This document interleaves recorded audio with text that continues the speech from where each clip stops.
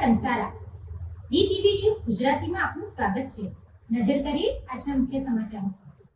શુક્રવારે લોકસભામાં મહિલા અનામત સંબંધિત બિલ પર મતદાન થયું હતું। આખરે મહિલા અનામત સંબંધિત બિલ લોકસભામાં પસાર થયું ન હતું, જેને લઈ ગુજરાત પ્રદેશ શિવસેના દ્વારા નારી શક્તિના સન્માન માટે વિરોધ પક્ષ વિરુદ્ધ વિરોધ પ્રદર્શનનું આયોજન કરાયું હતું। અંકલેશ્વરના કાપોદ્રા પાટિયા નજીક ગુજરાત પ્રદેશ શિવસેનાના પ્રદેશ પ્રમુખ એસ.આર. પાટીલની અધ્યક્ષતા હેઠળ મહિલા અનામત બિલનો વિરોધ કરનારા વિપક્ષ પક્ષ વિરુદ્ધ સૂત્રોચ્ચાર સાથે વિરોધ પ્રદર્શન કર્યું હતું। પ્રદેશ પ્રમુખ એસ.આર. પાટીલે જણાવ્યું હતું કે વિપક્ષે દેશની મહિલાઓને હરાવી મહિલાઓના હક અને અધિકાર છીનવી લીધા છે, ત્યારે શિવસેના નારી શક્તિના સન્માન માટે વિપક્ષ સામે વિરોધ પ્રદર્શન ચાલુ રાખશે।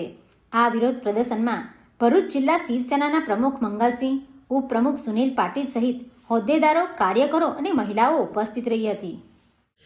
લોકસભામાં જે મહિલા આરક્ષણ બિલ મૂકવામાં આવ્યું, એમાં વિરોધ પક્ષ દ્વારા એ બિલને મંજૂર ના થવા દઈને જે ખુશી જાહેર કરી રહ્યા છે, તેના માટે અમારા રાષ્ટ્રીય નેતૃત્વ શ્રીમાન એકનાથ શિંદે સાહેબના આદેશ અનુસાર સમગ્ર ગુજરાતમાં અને દેશમાં શિવસેના મહિલાઓના સન્માન માટે ઉગ્ર વિરોધ પ્રદર્શન કરી રહી છે અને અમારા ગુજરાતમાં બી કરી રહી છે અને હજુ બી કરશે, કેમ કે મહિલાઓના જે હક છીનવા માટેના જે કાર્ય વિરોધ પક્ષે કર્યું છે, તેના માટે મતલબ એક સ્લોગન અમે લઈ લીધું છે, નારી હક કે સન્માન में शिवसेना मैदान में।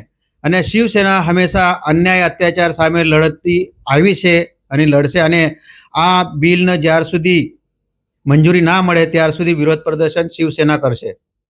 Pintu Modi, DTV news, Ankleshwar.